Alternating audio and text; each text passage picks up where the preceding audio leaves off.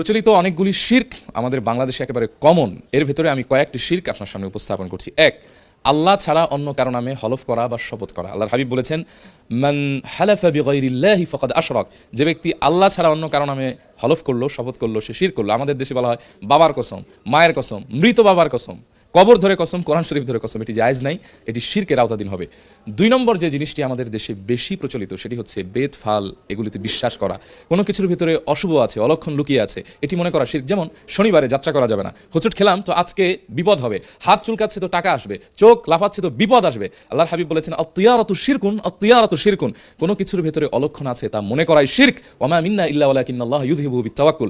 যেহেতু তোমরা মানুষ, তোমাদের মনে নানান দুশ্চিন্তা আসতে পারে, আল্লাহর উপর ভরসা করলে সেই দুশ্চিন্তা আল্লাহ তাআলা দূর করে দিবেন।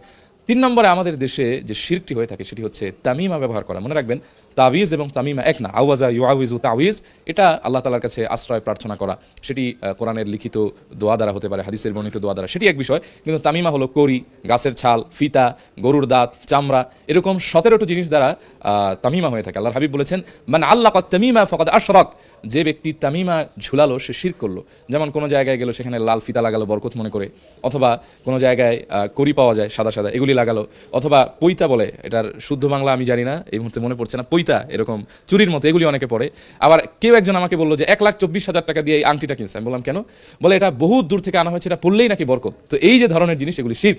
আর 4 নম্বর হলো জাদু করা, সেহের করা। আমাদের দেশে আছে দেখবেন, একজন আরেকজনকে ক্ষতিগ্রস্ত করার জন্য, পরাজিত করার জন্য বিভিন্ন রকমের জাদু করে থাকে। আল্লাহর হাবিব বলেছেন, মান আকাদা উকদাতান সুম্মা নাকাসা ফিহা ফাকাদ সাহারা ওয়া মান সাহারা ফাকাদ আশরাক।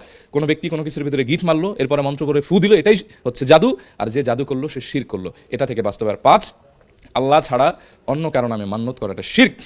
কোনো পীরের নামে, বুজুর্গের নামে, কোনো ব্যক্তির নামে, অর্থাৎ গায়রুল্লাহর নামে মান্যত করাই শিরক। হ্যাঁ, আপনি মান্যত করবেন এভাবে যে আমি আল্লাহ তাআলার নামে মান্যত করলাম, এই বিষয়টি যদি পূরণ হয় আমি এটা দান করবো বা এটা দিব, সেটি জায়েজ। কিন্তু কোনো ব্যক্তির নামে, আল্লাহ ছাড়া কারো নামে যদি আপনি মান্যত করেন, সেটি শিরক হবে। আল্লাহ তাআলা এই প্রচলিত শিরকগুলি থেকে আমাদেরকে বেঁচে থাকার তৌফিক দান করুন।